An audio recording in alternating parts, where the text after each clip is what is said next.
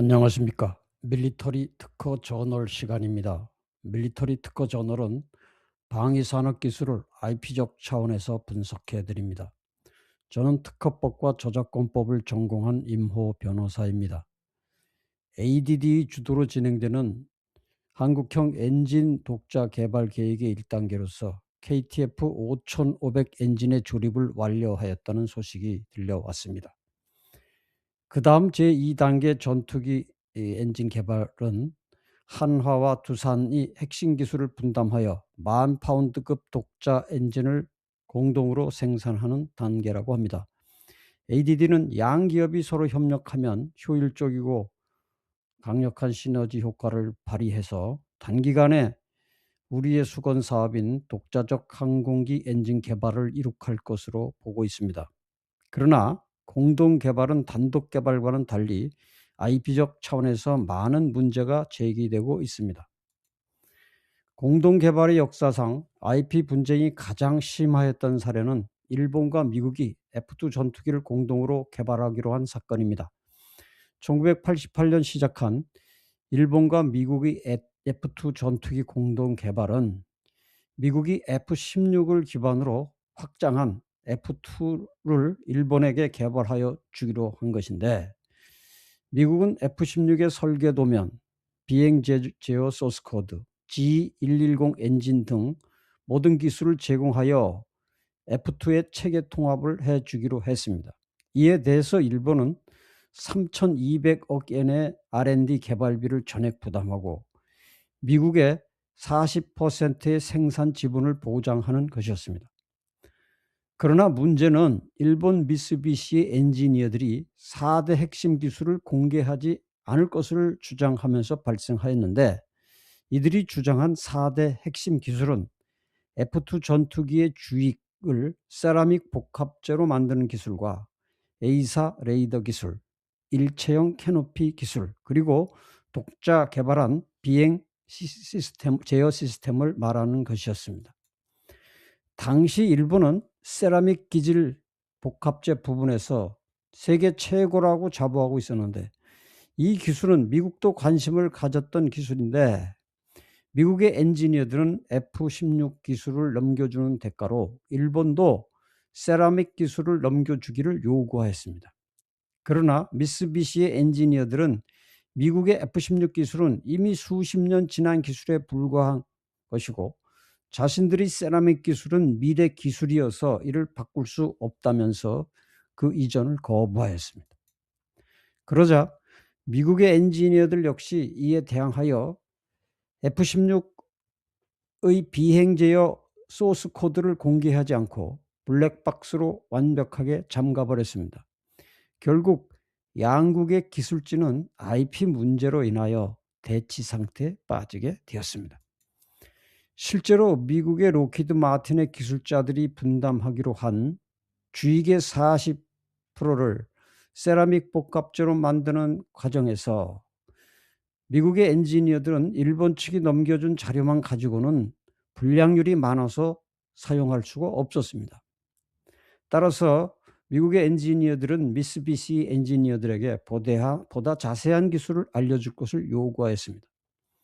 일본이 넘겨준 도면에는 탄소 섬유 성형 공정만이 적혀 있었고, 실제로 성형을 하려면 고온 고압 가마의 온도를 제어할 수 있는 기술이 필요했고, 감압 기술도 필요했고, 금형 수축률 등 미세한 공정 배합 데이터가 있어야만 만들 수 있었습니다.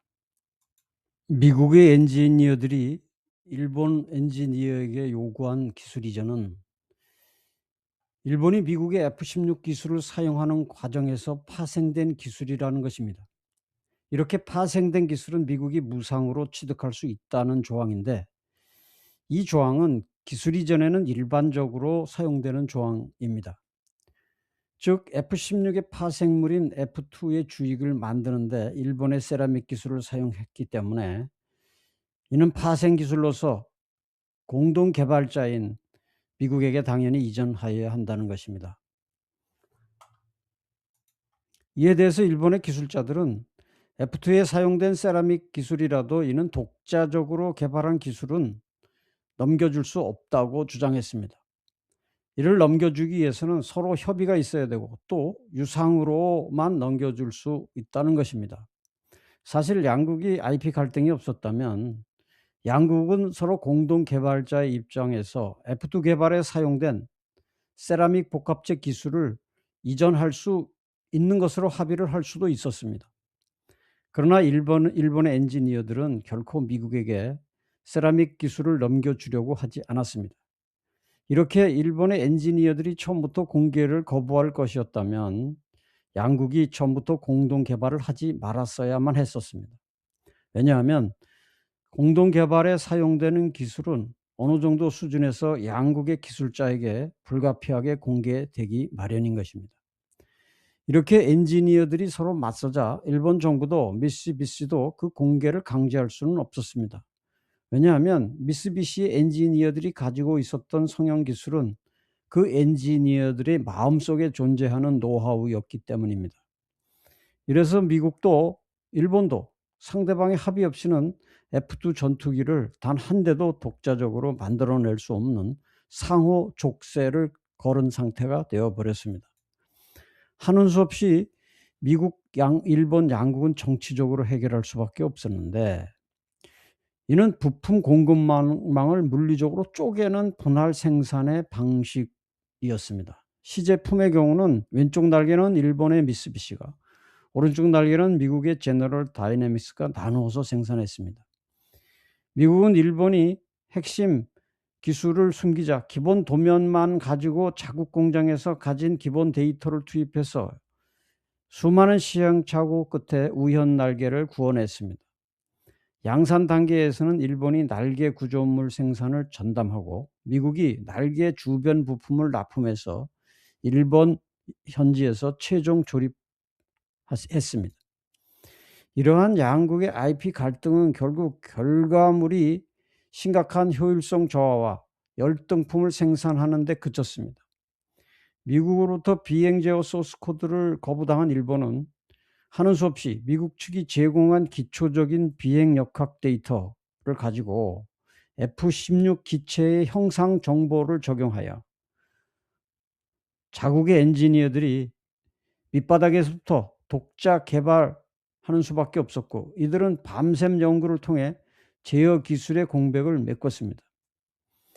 그러나 일본이 독자 개발한 비행 제어 소프트웨어가 미숙했고 기체도 구조적 결함을 가지고 있었기 때문에 초기 시험 비행 과정에서 날개에 미세한 균열이 생기고 조종성이 떨어지는 기술적 열등성을 겪었습니다.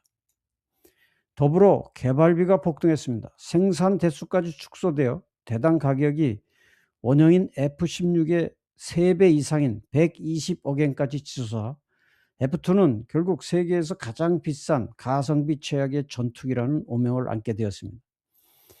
2011년 항공자위대 마지막으로 94대의 실전 배치가 마쳐짐으로써 그동안 23년 동안 진행되었던 일본과 미국의 F2 공동사업은 당초의 기대와는 달리 초라한 결과로 귀결되었고 양국은 서로 씻을 수 없는 상처를 남겼습니다.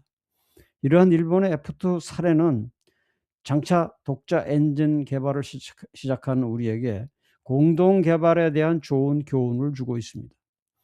ADD가 추진하는 제2단계에서 우리 기업들도 공동으로 참여하여 개발을 하려고 하고 있습니다. 그러나 일본과 미국이 F2 개발에서 보여준 실패 사례를 따라가서는 안 될 것입니다. 이들의 실패 사례는 참여 기업들 사이에 IP를 둘러싼 마찰과 갈등이 있었기 때문에 발생한 것입니다. 따라서 공동 개발을 진행하기 위해서는 상호 신뢰하에 정직하게 기술을 공개해야 합니다. 그래야만 공동 개발의 목적인 초기 인프라 비용을 절감하고 개발 기간을 단축할 수 있습니다. 그러나 참여 기업들이 IP를 놓고 서로 경쟁자의 위치에 서게 돼서 핵심 기술 공개를 거부한다면 그 결과는 일본의 F2 사례에서 보는 바와 같을 것입니다. 아무쪼록 제2단계에 참여하는 기업들이 상호 희생적으로 정직하게 기술 협력을 하여서 시너지 효과를 낼 것을 기대합니다. 감사합니다.